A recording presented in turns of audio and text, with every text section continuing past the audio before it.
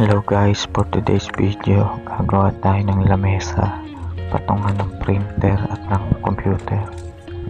Una, ang ginawa ko muna dito, nagsukat muna ako ng 2 feet na lapad at 3 feet na haba. Tapos kumuha ako ng ruler DIY kasi wala tayong mahabang pang guhit.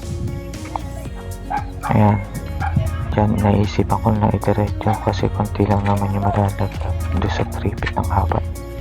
Tapos dito kinuha ko na yung gagamitin sa ating pangputol. Fast forward na tayo sa paghahati kasi masyadong mahaba. Dito makikita niya tunto ako kasi diretso yung pagkakahati ko. At dito gagawa na tayo ng frame pati mga paa, pero ipapass forward na natin to habang ginagawa ko to.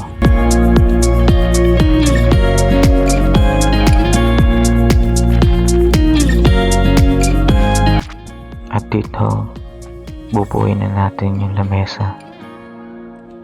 Mali ko lang dito, hindi ko muna inuna yung frame bago lagyan ng paa. Nauna muna yung mga may paa, kaya ako nahirapan dito gawin.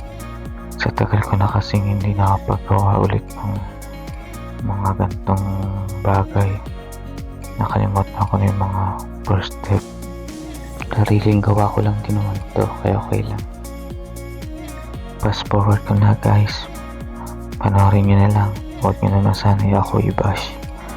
Yan yung gagawa tayo ng mga iba-ibang mga gawa sa kahoy. Basta lagi nyo na akong panoorin.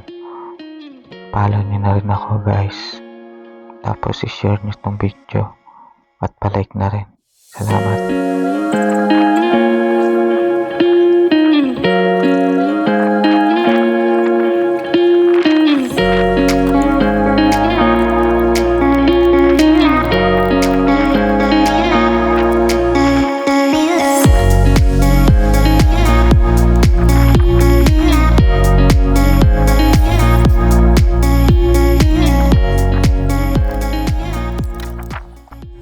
Ito na ang kinalabasan guys.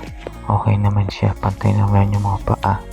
Bukas lalagyan naman natin to ng varnish kasi gabi na, nagtitilig pa akong halaman.